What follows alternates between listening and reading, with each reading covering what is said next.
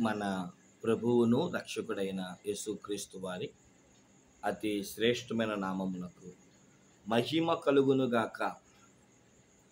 అనుదినమన్నా అను ప్రతిరోజు గత 7 సంవత్సరాలుగా మానక విడవక దేవుని దగ్గర నేర్చుకొని ప్రయాసతో భారముతో కష్టమైన ఇష్టంగా ఈ వాక్యాలను మీ కొరకు సిద్ధపరుస్తున్నాను. ఈ అవకాశం ఇచ్చిన మొదట దేవునికి నా హృదయపూర్వక వందనాలు. అలాగే ఈ సోషల్ మీడియా రంగంలో నేను కూడా ఒక సేవకుడిగా గుర్తింపు కలుగుతున్నాను అంటే మొదటిగా మీరే. దేవుడు పిలిస్తే ఆ పిలుపుకు తగినట్లుగా మమ్మల్ని ఆదరాబానిస్తూ ప్రతిరోజు వాక్యాలను వింటూ లైక్ చేస్తూ షేర్ చేస్తూ సబ్స్క్రైబ్ చేస్తున్న మీ అందరికీ సహోదరుడిగా వందనాలు, ధన్యవాదాలు తెలియజేస్తున్నాను. రండి దేవుని వాక్యాన్ని విందాం. ఈ యొక్క జూన్ నెల 3వ ఆదివారం. ఈ జూన్ నెల 3వ ఆదివారాన్ని ఫాదర్స్ డేగా మనం సెలబ్రేట్ చేసుకుంటాం. మే నెల 10వ తారీఖు లేదా 2వ ఆదివారాన్ని మదర్స్ డే గాను, జూన్ నెల 3వ ఆదివారాన్ని ఫాదర్స్ డే గాను ప్రపంచం అంతా సెలబ్రేట్ చేసుకుంటుంది. అట్టి తండ్రులందరికీ కూడా వందనాలు తెలియజేస్తుంది. ఈ భూమి మీద 3 తండ్రులు ఉన్నారు. తప్పుగా అనుకోకండి. ఒకటి పరలోకమందున్న తండ్రి దేవుడు, ఆయన మనందరికీ తండ్రి. రెండవది కన్న తండ్రి, మనకు జన్మనిచ్చిన తండ్రి. మూడవది ఆత్మీయ తండ్రి, నరకంలోనికి వెళ్లకుండా తప్పుడు మార్గం నుండి బోధనల చేత మనల్ని మలిచి క్రీస్తును పరిచయం చేసిన ఆత్మీయ తండ్రి మాలాంటి దైవ సేవకుడు. వారందరికీ పాదాభివందనాలు తెలియజేస్తాం. రండి దేవుని వాక్యాన్ని మనము ప్రభు పాదముల దగ్గర నేర్చుకుందాం. కొరింథీయులకు రాసిన మొదటి పత్రిక 8వ అధ్యాయం. మొదటి కొరింథీయులకు రాసిన పత్రిక 8వ అధ్యాయము 6వ వచనాన్ని మనం ఈరోజు వాక్య భాగముగా ఫాదర్స్ డే సందర్భంగా మనం చదువుకుందాము. ఆకాశమందైనను భూమి మీదైనను దేవతలు అనబడి ఉన్నను మనకు ఒక్కడే దేవుడై ఉన్నాడు, ఆయన తండ్రి. ఆయన నుండి సమస్తము కలిగెను, ఆయన నిమిత్తము మనమున్నాము. మరియు మనకు ప్రభు ఒక్కడే, ఆయన యేసుక్రీస్తు. ఆయన ద్వారా సమస్తమును కలిగెను, మనము ఆయన ద్వారా కలిగిన వారము. చూడండి, ఇక్కడ అపోస్తుడైన పౌలు కొరింథీ సంఘానికి ఈ ఉత్తరం రాస్తున్నాడు. కొరింథీ సంఘంలో ఉన్న సమస్యలను, వాటి యొక్క పరిష్కారాన్ని వారికి చెప్తున్నాడు. ఈ 8వ అధ్యాయంలో విగ్రహారాధన గురించి చెప్తూ, విగ్రహ సంబంధమైన వాటిని గురించి హెచ్చరిస్తూ, ఈ లోకంలో జరిగే ఒక విగ్రహం గురించి మనందరినీ దృష్టిస్తున్నాడు. అదేంటంటే, మనం దేవుళ్ళుగా ఆకాశము, భూమి మనం తల్లిదండ్రులుగా పరిచయం చేస్తాం. ఆకాశమునేమో తండ్రిని గాను, భూమినేమో తల్లిగా పూజిస్తూ భూమాత అంటాం. ఆకాశాన్నేమో తండ్రిగా బోధిస్తాం.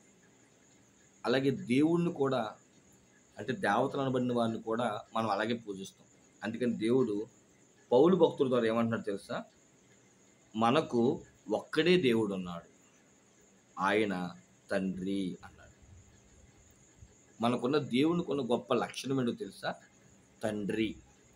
ఈయనకి తండ్రి అనే లక్షణం ఎందుకు వచ్చింది అంటే, యేసుక్రీస్తుని, దేవాతి దేవుణ్ణి మనము తండ్రి అని ఎందుకు పిలవాలి అంటే, ఒకసారి మనం మత్తయి సువార్త 23వ అధ్యాయంలోని 9వ వచనాన్ని చదివితే అక్కడ చక్కటి మాట పరిశుద్ధాత్మ దేవుడు చాలా చక్కగా వర్ణించాడు. అదేంటంటే, మరియు భూమి మీద ఎవరికైనాను తండ్రి అని పేరు పెట్టవద్దు, ఒక్కడే మీ తండ్రి, ఆయన పరలోకమందున్నాడు. మనం ఈరోజు తండ్రి తండ్రి తండ్రి ఇలా అనొచ్చా? నేను మాలాంటి వాళ్ళని చూసి నా సంఘం నన్ను ఏమని పిలుస్తుందంటే, మా ఆత్మీయ తండ్రి అండి, పలానా ఏజ్కేల్ గారి దగ్గర మేము వాక్యాన్ని నేర్చుకున్నామండి, ఆయన మాకు తండ్రి లాంటోడండి అంటారు. అసలు ఒక సేవకుడు తండ్రిగా పిలిపించుకోకూడదు. ఇంకో మాట కూడా చెప్పమంటారా? కొంచెం విచిత్రం అనిపిస్తుంది, కొంచెం ఇబ్బందిగా అని కూడా అనిపిస్తుంది. కన్న తండ్రిని కూడా మనం మనకి జన్మనిచ్చిన వాడిని ఏమంటామంటే మా డాడీ అండి, మా తండ్రి అండి అంటాం.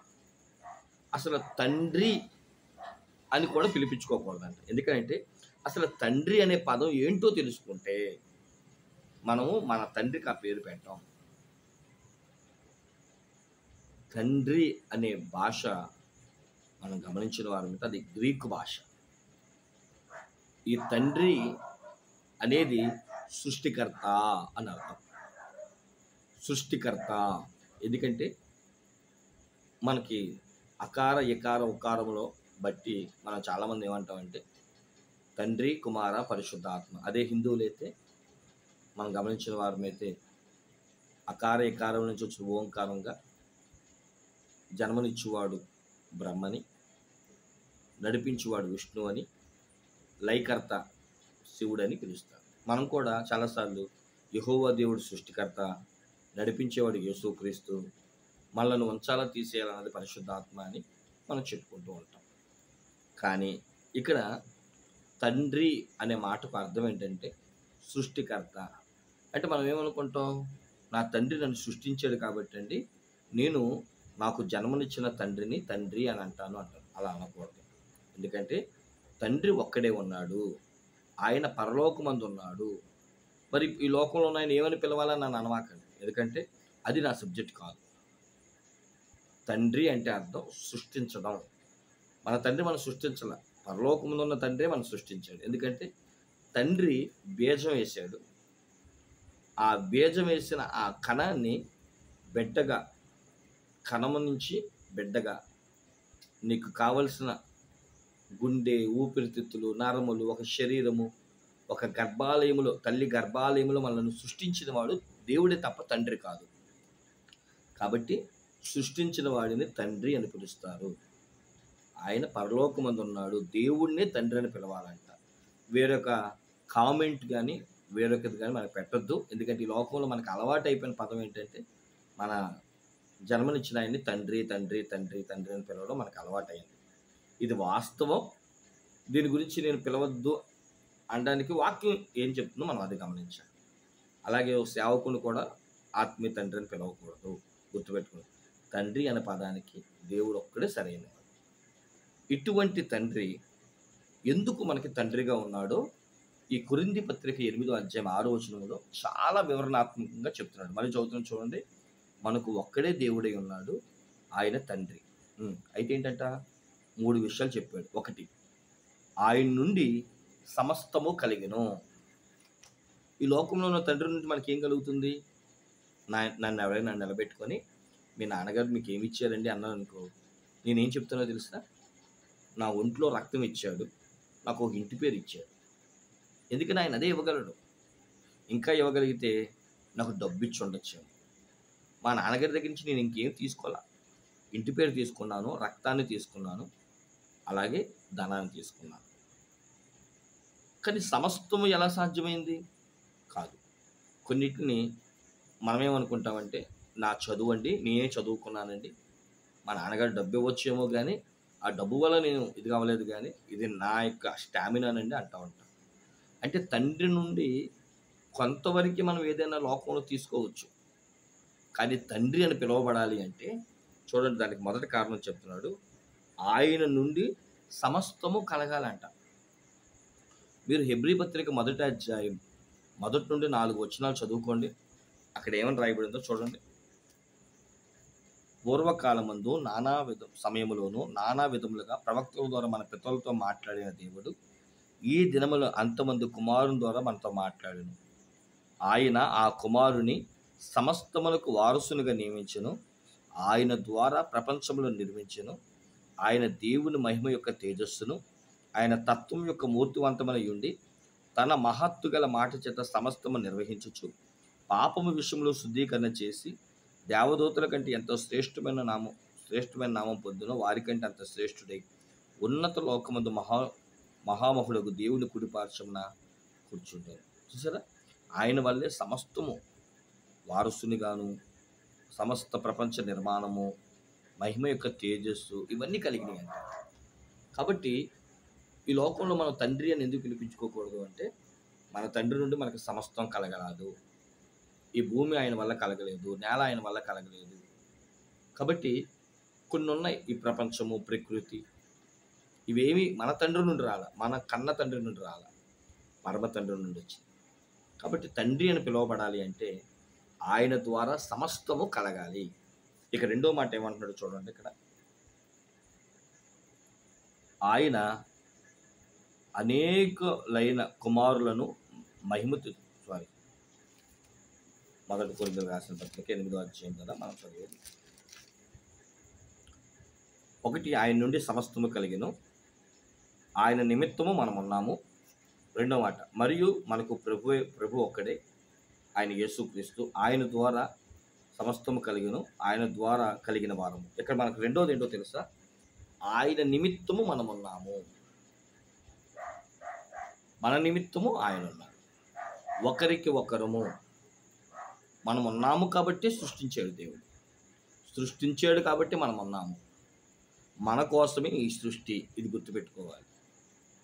సృష్టి మన కోసమే కానీ సృష్టి కోసం మనము కాదు. ఇక్కడ చూడండి, మరొకసారి నేను ఆ మాట చదువుతున్నాను. 1 ఆయన నుండి సమస్తము కలిగెను, ఆయన నిమిత్తమును మనం ఉన్నాము, మరియు మనకు ప్రభు ఒక్కడే, ఆయన యేసుక్రీస్తు. ఆయన నిమిత్తము మనం ఉన్నాము అంటే ఏంటి? మనం అందరము ఆయన పోలికలో ఉన్నాము అని అర్థం. ఈరోజు చూడండి, ఈ మాట నేను అనకూడదు ఒక సేవకుడిగా. కొన్నిసార్లు అందరూ తండ్రి పోలికేనా? కాదుగా. కొంతమంది మేనమామ పోలిక, అమ్మ పోలిక, తాత పోలిక. కానీ మనమందరం కూడా దేవుని పోలిక. అందుకనే ఓ భక్తుడు ఇలా అన్నాడు, పురుషులందరూ దేవుని పోలిక అంట, స్త్రీలు పురుషుల పోలిక. స్త్రీలు దేవుని పోలిక కాదు, గమనించుకోవాలి. పురుషులందరూ దేవుని పోలిక, స్త్రీలు పురుషుల పోలిక. ఆ విషయాన్ని గమనించుకుంటే మనకు అర్థమవుతుంది. కాబట్టి పురుషులు ఉన్న వాళ్ళందరూ కూడా దైవత్వము కలిగిన వారమై, ఇక్కడ బైబిల్ ఏం చెప్తుందంటే, మనమందరము కూడా ఈ లోకంలో మనుషులందరూ చూడండి, చైనాలోకి వెళ్ళామనుకోండి, ఒకరినొకరు గుర్తుపట్టడం, అందరి మొహాలు ఒకేలా ఉంటాయి, కానీ అందరిలో క్రీస్తు పోలిక కనబడుతుంది. ఈ లోకంలో తండ్రులందరూ, పిల్లలందరూ తండ్రి పోలిక ఉండకపోవచ్చేమో కానీ మనుషులందరూ మట్టికి దేవుని పోలికలో మట్టికి ఉన్నాం. ఇక మూడో చూడండి, ఆయన ఏమంటున్నాడంటే, ఆయన ద్వారా కలిగిన వారము. ఆయన ద్వారానే మనం కలిగాం, మనకి మనమే కలగల.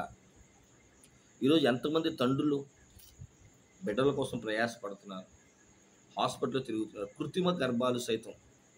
ఎందుకంటే తమ ప్రియులు నిద్రిస్తుండగా దేవుడు ఇవ్వచ్చు, కానీ కొంతమందికి అది కలగదు. ఎందుకంటే మనుషుల వల్ల కలగనివి గర్భఫలం దేవుడు ఇవ్వాలి. కొన్ని ఉన్నాయి, ఇల్లు మనుషులు కట్టుకోవచ్చు, కానీ వివాహము దేవుడే చేయాలి, గర్భఫలము దేవుడే ఇవ్వాలి. కొన్ని మనమే తెచ్చుకోవాలని కోరి తెచ్చుకుంటున్నాం, కానీ దేవుడు ఇస్తేనే వచ్చేవి కొన్ని ఉన్నాయి. అందులో ఒకటి బిడ్డలు.